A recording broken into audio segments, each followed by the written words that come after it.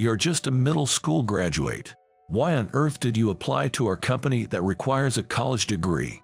Your resume isn't even worth looking at. You don't qualify to apply in the first place.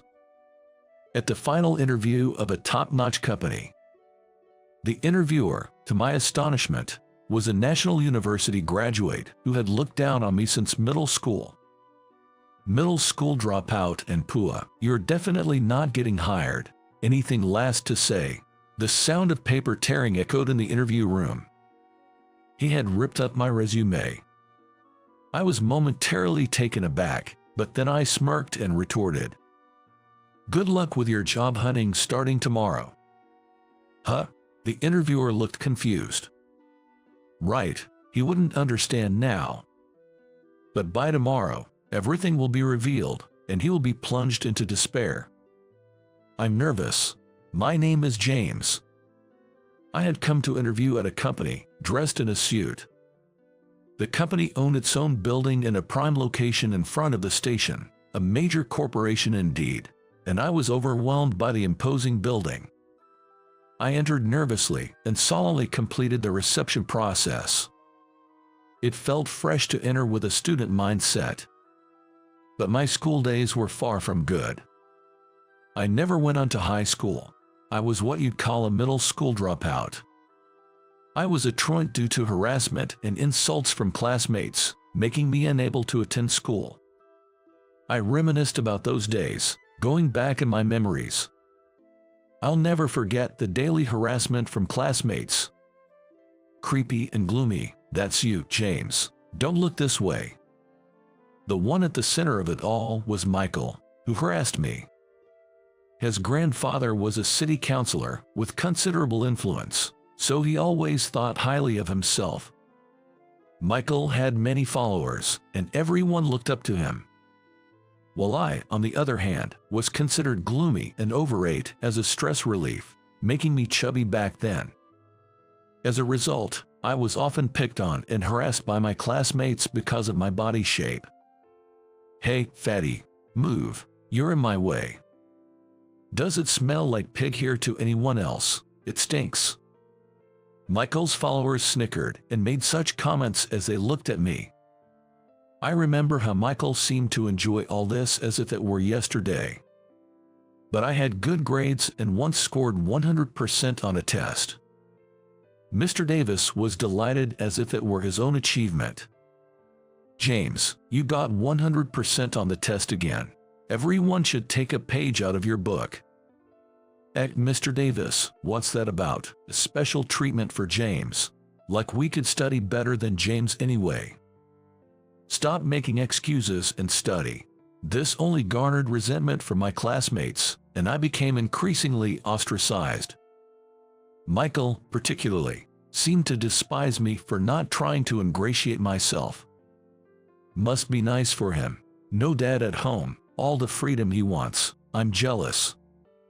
Maybe he's actually a mama's boy because he's so lonely. The fact that my father had passed away became another source of their mockery. After all the harsh words and harassment, I increasingly withdrew and eventually stopped going to school.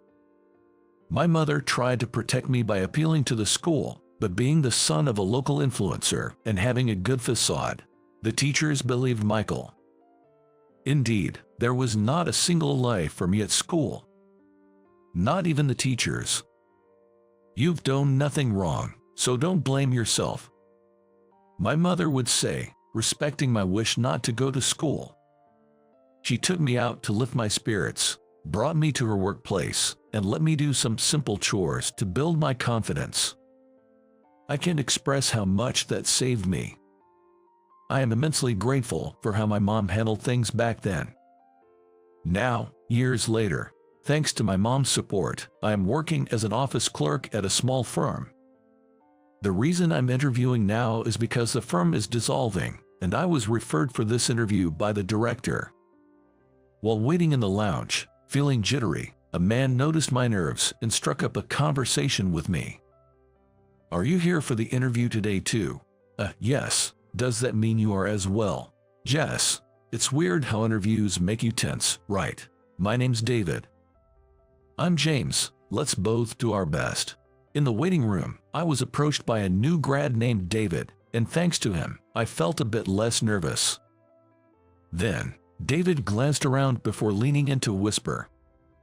But this company, while its operations are appealing, there's buzz on social media about the interviewers being quite domineering. Is that so? Sorry to interrupt your whispering, but I can hear everything. I'm Jake, nice to meet you. Nice to meet you too. The other applicant, apparently with exceptional hearing, was named Jake. This approachable guy joined our conversation and explained that a friend of his was almost intimidated during another day's interview. The more I heard, the more anxious I became, but I tried to shake it off by asking them for more details and taking notes. Notes? Are you using them for the interview? Yes, I thought they might be necessary, so I have a suggestion for both of you. After I finished explaining my proposal to them, who tilted their heads in confusion, I handed them something. After I finished explaining my proposal, they both nodded in agreement and tucked something into their pockets. And with nerves running high, the interview began. The interviewer was alone, and I recognized his face. He was Michael, a classmate from middle school who used to bully me. Upon recognizing me, Michael immediately sneered in an unpleasant manner. He seemed to enjoy the situation. He was the same as during the days he bullied me. Isn't that James, the middle school dropout? Long time no see. What have you been doing since then? Neat. As soon as I sat down, Michael mocked me, but I remained calm. Meanwhile, Michael, thinking he was superior because he graduated from a public university and was a rising star in the company, bragged about eventually succeeding his grandfather as a politician, talking non-stop about things no one asked. Hey, are you listening? You're still the quiet type, huh? Of course, I'm listening. Please, continue. Michael seemed displeased with my quiet demeanor. Not wanting to pour fuel on the fire, I encouraged him to keep talking. Taking this as a cue that I wanted to hear more, Michael, now in a good mood, continued his story. As the interview neared its end, Michael, smirking again, asked another question. Why would a high school dropout apply to our company, which requires a college degree? It's written in my resume, if you'd kindly take a look. Why would I bother looking at your resume? You don't even qualify to apply. In response to my calm reply, Michael, perhaps in defiance, picked up my resume from the desk and, in the next moment, tore it to shreds. High school dropouts are disqualified. Anything else to say? As my torn resume fluttered down, Michael grinned at my shocked reaction. But my shock was only because I hadn't expected my resume to be torn up. This whole situation was within my expectations. Calmly standing up, I gave Michael a refreshingly insincere smile and said, "Good luck with your job hunting starting tomorrow." Michael, completely taken aback by my unexpected response, remained in shock as I left the room. The next day, I was on my way to the company I visited yesterday with my boss, Ethan. He's an old classmate of yours, isn't he? Don't you actually want to avoid seeing him? Ethan, who knew about my past, said this out of concern. But I shook my head. It's a matter of professionalism. I won't be selfish. Besides, I'm not who I was back then. I want to teach Michael a lesson. You would be a formidable enemy. Initially, Ethan seemed a bit intimidated seeing my smile, but he ended up praising me for being a reliable subordinate. Despite being such a dependable boss himself. We've got to put the bad guys in their place. Ethan said this with resolve and then knocked on the door of the president's office of the company I interviewed at the day before. Inside was Mr. Brown, who, upon seeing us, signaled his secretary to call the person responsible for the whole ordeal. After a while, Michael entered with a pale face. "You, James, what have you been telling the company?" Michael, noticing me, rushed over and grabbed my shirt collar in anger. "Stop it, Michael." But he was promptly reprimanded and stopped by Mr. Brown. Glaring at me, he roughly let go of my collar. He's always obedient to those with more power than himself. Do you understand why you're here? Mr. Brown asked Michael, who remained silent. Seeing this, Mr. Brown sighed and introduced Ethan as a lawyer to Michael. Hello, Michael. I'm Ethan, a lawyer.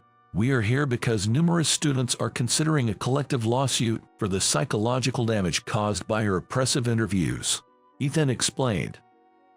It seems there has been some misunderstanding, Michael muttered sullenly, trying to deflect. I was not going to let him escape responsibility, so I pulled out the tablet I had brought. If you're looking for evidence of the oppressive interviews, I have it right here. I will now play the recordings from this tablet, I said. I operated the tablet and began playing the recordings one by one. Don't you only say things that are safe? Haven't you been told you lack personality? Don't people often tell you that you're not cute? Would you like me to teach you how to be cuter? What? That university? Full of idiots. So even if you make it into this company, you're definitely going to be useless. Looks matter, so if you're ugly, how about getting plastic surgery before coming for an interview?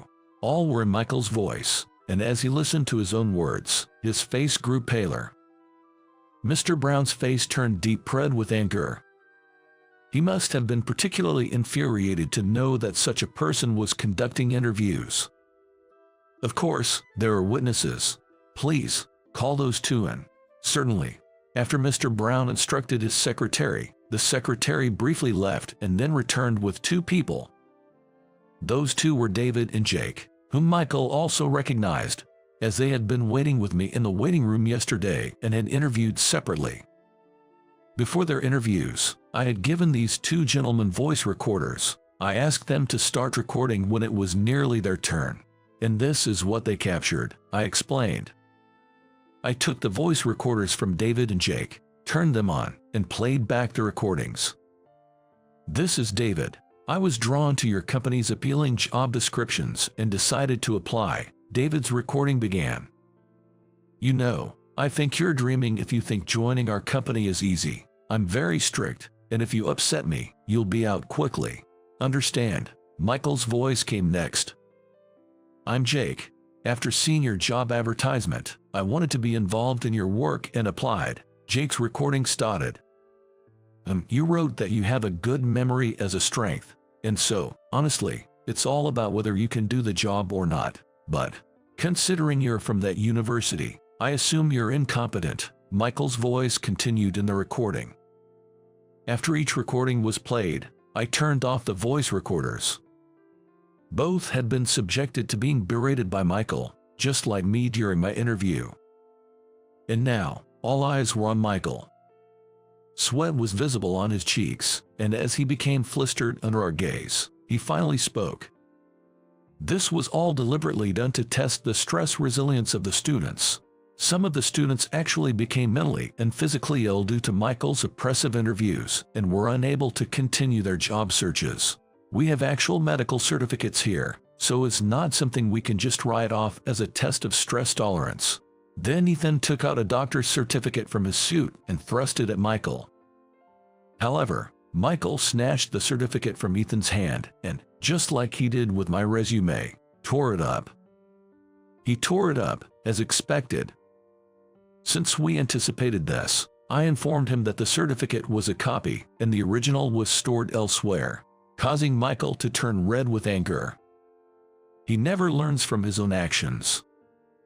Despite being a middle school dropout, what do you think you're doing? Michael shifted his gaze from Ethan to me, looking ready to pounce again. You seem to be under a misconception, so let me clarify. I may have dropped out of middle school, but I graduated from university. What? What are you talking about? Did you lose your mind? Michael, unable to comprehend what I was saying, tilted his head and laughed. It's no wonder your poor brain can't grasp it. In fact, after dropping out of middle school, I had taken a high school equivalency exam. And I had passed, going on to study law at a renowned university. Then, I advanced to a law school. Ethan was a friend of my late father and a lawyer. My mother also worked in Ethan's office when I was in middle school. Yes, during those times when I didn't attend school, Ethan had given me odd jobs. "Oh, James, you're good at this. You have a promising future." Ethan, who had allowed me to frequent his office out of goodwill and was aware of my situation, had always been kind to me, I recall. My mother also seemed to respect Ethan a lot. "Keep it up, James, you can pass." And so, with Ethan's encouragement, I underwent legal training at his office this year and successfully passed the final exam. Ethan was as happy for me as if it were his own achievement and hugged me. Since then, I have been working at Ethan's office. Also, Ethan occasionally lectures at universities and had received complaints about oppressive interviews from students during those times. "How about it, James? I really want you to go undercover. Will you do it?" "Me, I'm not sure I'm confident enough." "Don't worry. All you need to do is go for the interview and record it with a voice recorder. By the way, here's the information about the interviewer. This is..." I was shocked when I saw the interviewer's document. The name section read Michael, and although he had grown, it was unmistakably the face of the person I knew. "Ethan, please leave this job to me." "Oh," suddenly feeling motivated. Is it someone you know by any chance?" Ethan asked tentatively, and when I answered with obvious displeasure, he started to get concerned and tried to call off the job, which made me inadvertently laugh. Ethan's reaction at that time was quite amusing. Yes, the person listed in that document was undoubtedly Michael, who had bullied me back in middle school. Due to a few students deciding to sue after being subjected to Michael's oppressive interviews and my own willingness, I, who would not seem out of place attending an interview, decided to go for it. Ethan and I have known each other for a long time. When he came to our company asking to investigate, I was surprised, but I agreed because such oppressive interviews should not be happening.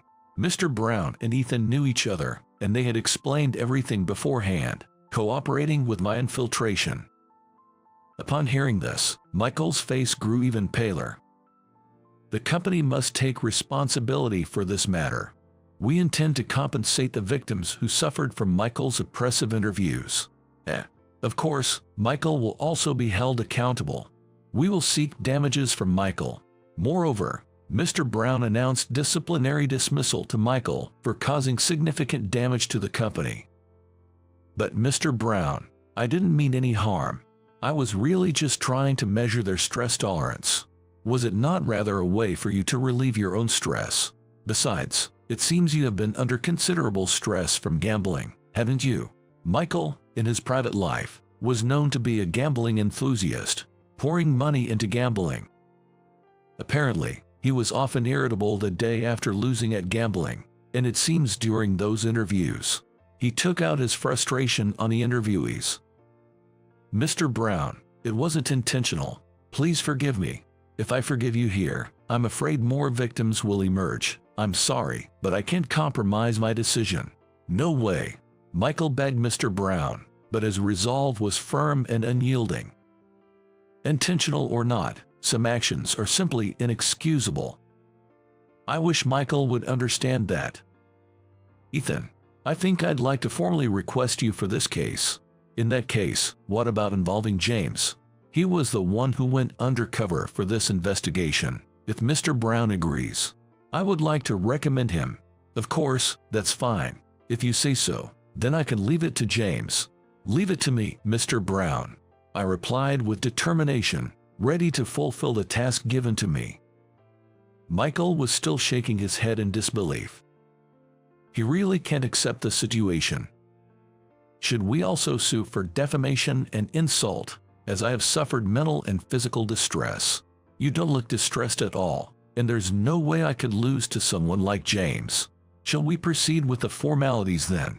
"My grandfather won't allow it." With a childish parting shot, Michael fled the president's office. We were utterly astounded that he, nearing 30, was still trying to rely on his grandfather, a city councilor.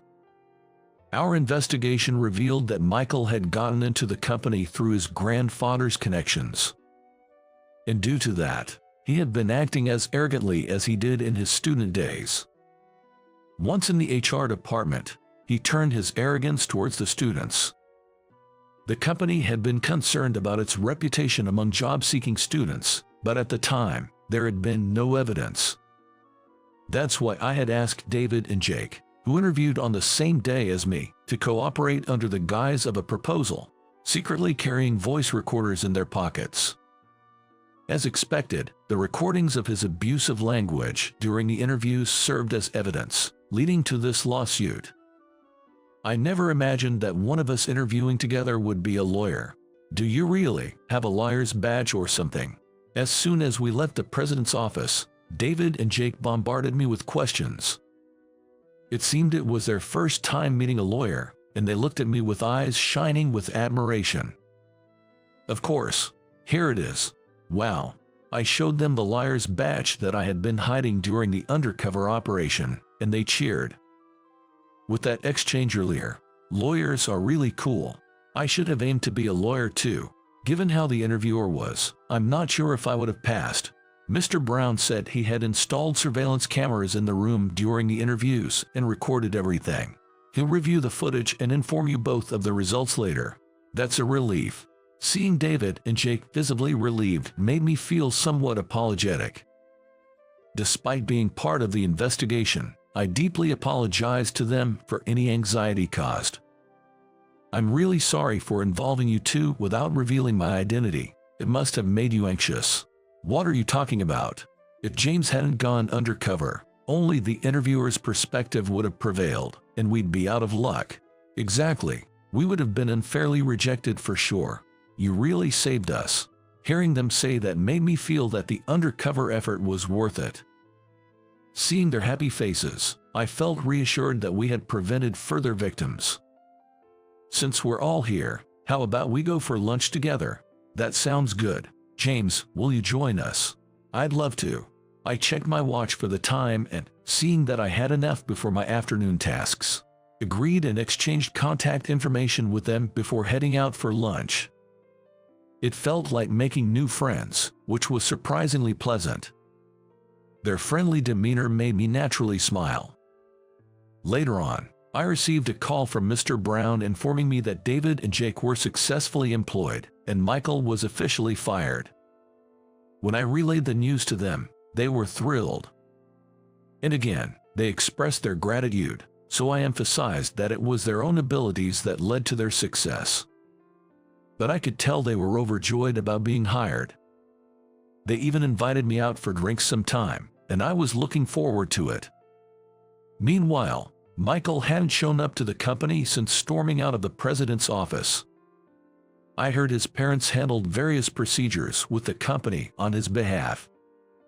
I wondered why he didn't take care of it himself, but since the company had made its final decision, I decided not to dwell on it. Michael got fired from the company. Of course, it's so refreshing. Apparently, due to his arrogant behavior, no one in the company regretted Michael's departure. The atmosphere in the office has improved significantly. I'm really glad I entrusted this to you, James. Thank you again. Mr. Brown expressed his gratitude over the phone. I could almost see his relieved face. Just when I thought all was resolved, the next day Michael and his grandfather, Charles, came to the office. The next day, Michael and his grandfather, Charles, visited the office. I've heard there's a lawyer named James here. I'd like to meet him to discuss my grandson's trouble. Charles, dressed in black and with a robust man, called for me.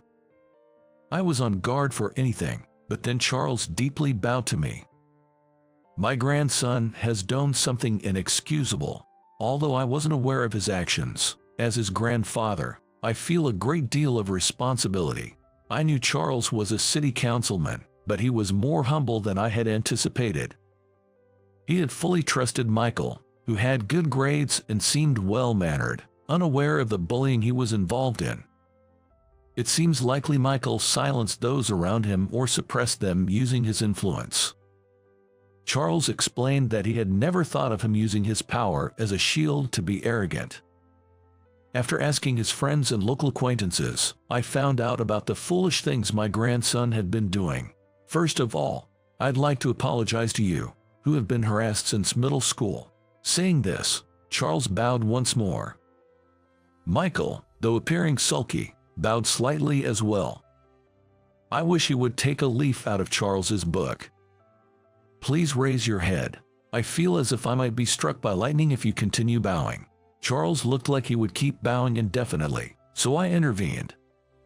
Charles then told me he intended to retire from politics because of this incident. And I want Ethan to be my successor.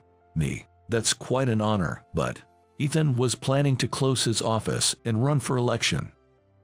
Therefore, Ethan, who would never have hoped to become Charles's successor, reacted in a way that seemed unrealistic. Is it okay to decide this so quickly? Shouldn't we discuss it more? You're the only lawyer in town I trust. You're well known, have connections, and are highly regarded by the citizens. I'm not asking you casually, Charles said. Charles was planning to retire and told his supporters to back Ethan. Charles's son wasn't interested in politics, and Michael was out of the question, leaving him with no one else to turn to. Understood. If you think I'm suitable, I will gladly accept the responsibility. Thank you, I'm counting on you. Ethan and Charles shook hands, agreeing to the arrangement. Michael was set to help with Charles's farming business. As long as I live, I won't let you do anything bad again. I'll correct you strictly, Charles declared with enthusiasm, causing Michael to turn even paler. Months later, Ethan was successfully elected, and I took over the office. Hey, how are you managing? I was grateful that Ethan, still busy, would visit the office when he had time. I've always thought of Ethan as a second father, and now it's becoming a reality. Ethan, did you go on a date with Mom? What are you grinning about? Is there something wrong with that? I teased Ethan, who blushed as he asked me back. Yes, recently Ethan and my mother, who had a mutual respect for each other, got married. No, it's great to see you so happy. Seeing Ethan, still freshly married, radiating happiness, I chuckled. Of course, I was happy for their joy and felt incredibly honored to have someone like Ethan as my new father. It was only because it was Ethan that I could accept it. He has always been there, supporting me and my mother. Even during my middle school days, when I faced bullying, he helped through my mother. When I gave up on going to high school, it was he who encouraged me and suggested I take the GED. I realize I will always look up to Ethan. On the other hand, Michael seems to have had his share of struggles, taking over the family farm. Since Charles retired from the city council, he's been under strict surveillance, hardly able to gamble, play, or even go out drinking as before. I heard rumors that his old classmates, once part of his circle, don't even give him the time of day now. When I went to a reunion, the thought of those middle school days made me feel sick. But now, with Michael gone, those who followed him look at me, now a lawyer, with respect. They were all under Michael's thumb back then. I really owe you an apology, they'd say. James, I'm really sorry, they'd add. Hey, if you don't mind, give me your contact. Let's go out for drinks sometime, they suggested. I, who had accepted their apologies for the past bullying, ended the reunion on good terms with my classmates. Despite the hardships, I'm glad I persevered. Even the times I couldn't attend school in middle school, I don't see it as wasted. It's because of those painful times that I now want to be an ally to the weak and the hurt. Undoubtedly, all these thoughts and aspirations are thanks to Ethan. And so, I aspire to be a lawyer who can empathize with people, just like Ethan. I'm Jack. I work as ground staff at the airport. My main duty is to handle baggage at the check-in.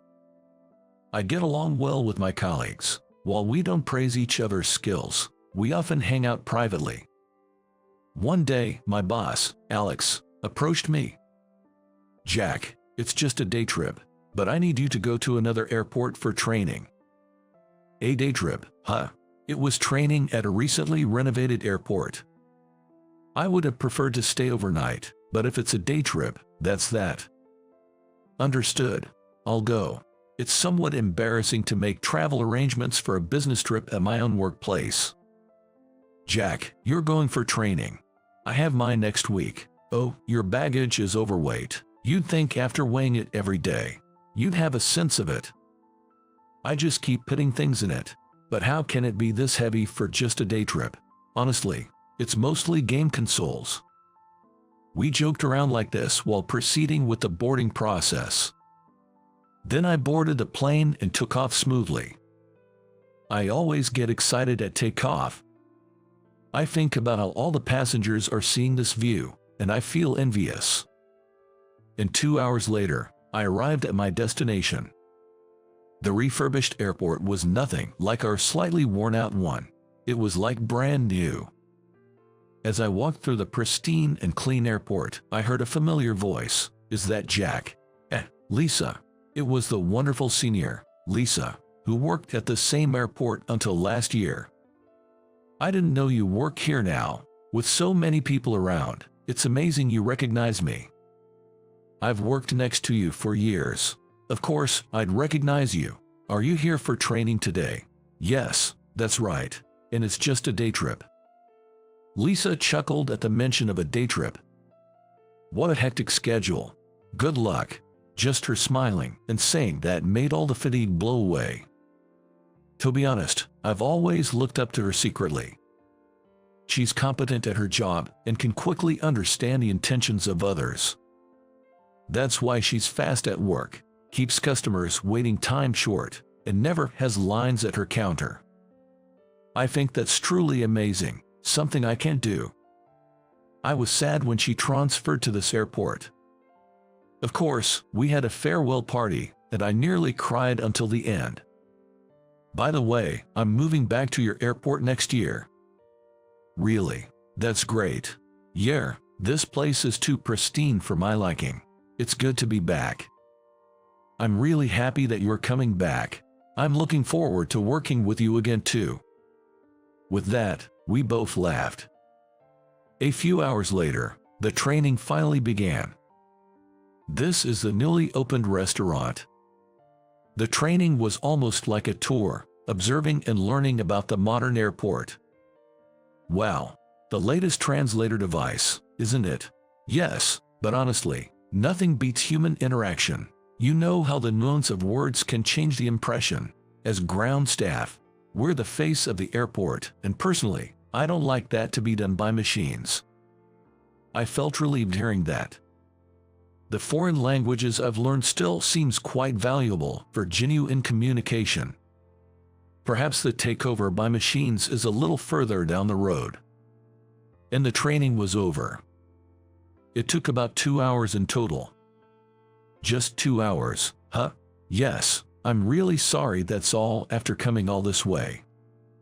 After such a conversation with the trainer, the training ended and I quickly headed for boarding procedures, where I found Lisa working. What? You're leaving already? It would have been nice if you could stay longer.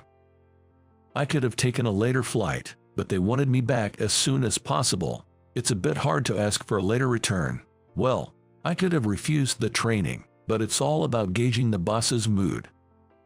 I get it. Well, everyone's just trying to navigate things smoothly. While we chatted, a man rushed in frantically. Excuse me, can I catch the next flight that's leaving soon? Lisa handled the desperate man. I'm sorry, this flight is fully booked. There are seats available on the evening flight. Though Lisa explained calmly, the man raised his voice in panic. No, I need to get back as soon as possible. Something about this voice was familiar. When I took a closer look, it was a familiar face. Isn't that John? What, Jack, what are you doing here?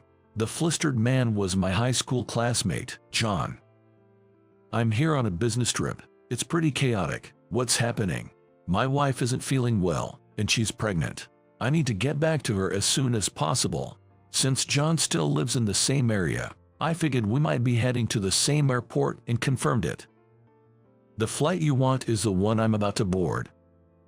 Please, I beg you, let me have your seat. I'll pay the difference." Without hesitation, I nodded. "I'm here on business too, so I need to check with my boss, but I should have enough time." John looked nearly in tears. I immediately called Alex. "So, can I change the flight?" "Yes. Yes. Thank you so much." After hanging up, I turned back to John. "It seems I can take the evening flight back. I'll refund this ticket and purchase a new one with the available seat." "Thank you." Lisa quickly processed everything. "I'll never forget this favor." And then John's plane took off safely. As for me, since I now had time until the evening, I decided to have lunch with Lisa during the break. By the way, the guy earlier, John, his wife wouldn't happen to be Emily, would she? "Yes, that's right." "How do you know?" Lisa began to speak happily upon hearing that. "I had a classmate named Emily in college, and she got married. The customer earlier looked like her husband, whom I met once at their wedding." Hearing this, I was surprised at how our lives were interconnected in such unexpected ways. "Then we should visit them together when their baby is born." "That's a great idea. I'm looking forward to it." We had such a conversation, and then I safely returned home on the evening flight. I didn't receive any messages from John. I was concerned, but I decided not to contact him first. I didn't want to bother him during such a difficult time. A few months later, I received a call from John. "Hello. Jack, thanks for last time. Things have been so busy. Time has flown by so quickly." "That's okay. How are things on your end?" "All well." John's voice was subdued, and he hesitated before speaking further. "What's up?" "My daughter was born. It's a girl." "Wow, congratulations." But again, he hesitated to speak, and John fell silent. I could sense an air of distress. "What's happened?" I tentatively asked, and he suddenly burst into tears. Hey, what's going on? Is it something with the baby?" "No, the baby is perfectly healthy, but Emily, my wife, has passed away." I was shocked by the unexpected news and gasped. "What? You're kidding. Emily had a chronic illness. She's passed away." I didn't know what to say, and I could only listen to his sobs. After a while of silence, John began to speak slowly through his tears. "Because you gave up your seat that day, I was able to get to the hospital quickly. Thank you so much. There's a viewing and funeral tomorrow and the day after. If you can make it, could you come? Emily would be happy to see you there. You were a good friend to her." "Of course, I'll come." I still can't believe it. I remember Emily being so lively when I saw her last year, and now she's gone from this world. "Yeah, I feel the same. I keep thinking she'll wake up, that she's still here. I can't leave her side," he said with a distant voice, and then hung up. At that moment, grief washed over me and tears flowed. Though our acquaintance was brief, Emily was an important friend to me. And when I went to the funeral, there was John, looking completely drained, while Emily's portrait showed her beautiful smile. In front of it was what appeared to be their newborn daughter, held by an older woman. "Jack," I was approached while watching them. Lisa." She had swollen eyes. Who would have thought it had come to this? I still can't believe it. "Yes." Lisa nodded and, like me, looked toward John. "I wonder if John will be all right. It's not the baby's fault. I hope she grows up well and strong." The funeral ended, and John was deeply saddened, but parenting waits for no one. The baby was apparently being held by John's mother, who seemed quite elderly herself and likely had her limits. "If you need anything, I'm here to help. Honestly, I don't know much about babies, but since your place is just a train ride away, maybe there's something I can do," I offered. "Thanks, Jack. That means a lot. I've been really anxious doing this alone." Then Lisa joined in the conversation. "I'm Lisa, Emily's friend, the one you met at the airport previously." John remembered the encounter at the airport. I'm surprised you were Emily's friend. Please, let me know if there's anything I can help with. I'm sure there are things that only a woman can do. Just hearing that makes me feel relieved. I'm tearing up. Other high school friends also formed a support group for John. We set up a chat group so we could be ready to help whenever needed. It's really helpful to have someone to consult when the baby is growing and changing so rapidly. Thank you. And once a month, we all met for dinner. Initially, it was mainly to support John, but as 6 months passed, he became an independent dad, and the gatherings gradually transformed into a group for watching over baby Chloe's growth. Chloe has really grown. It's amazing how fast children grow. I'm surprised too. When Chloe turned 1, Lisa returned to our airport, and she was able to join the monthly meetings. For me, it meant that she was physically closer. Gradually, my admiration for her as a senior colleague turned into romantic affection. I wanted to be with her, someone so calm and graceful, forever. But I couldn't bring myself to express my feelings, fearing it would make things awkward. Years passed with my feelings hidden. Uncle Jack. Chloe, please, not uncle. How about Big Brother Jack? No, your uncle. At our monthly gatherings, Chloe, now 5, would show us how much he had grown. I'm going to marry a cool big brother, so Uncle Jack, you're out. Chloe had become quite the precocious little girl. Rejected without even trying. Everyone else laughed. But Uncle Jack hasn't Lisa. Huh, Lisa? What about her? John and Lisa started to panic at Chloe's words. Let's play house, Chloe. Jer, let's play with Daddy. But Chloe didn't stop there. Aunt Lisa loves Uncle Jack. She wants to marry him. I heard it. Shocked, I looked at Lisa, who was blushing intensely. Lisa, what does that mean? Lisa clenched her fists and started speaking. Yes, it's true, but I couldn't say it because I'm 10 years older and thought you wouldn't want someone old like me. What are you talking about? I like you too, Lisa. I was just too scared to say it, fearing things would get awkward.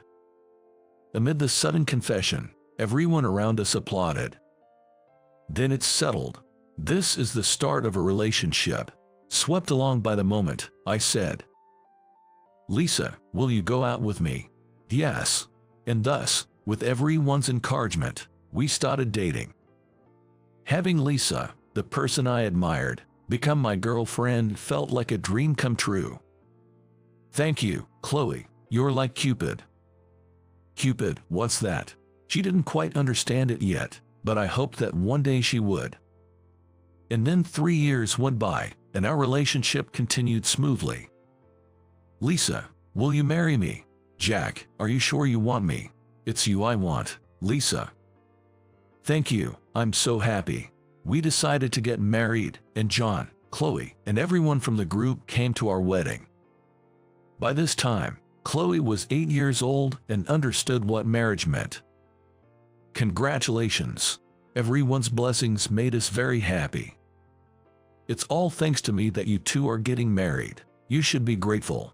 If you want to thank me, just look after me until I grow up, because I'd be worried with just Dad. Chloe smiled sweetly. She had grown so much and would continue to grow, showing us many more sides of herself. Just imagining that made both Lisa and me smile from the heart. It's a promise, okay. Chloe held out her little pinky for a pinky promise. Her smiling face was truly angelic.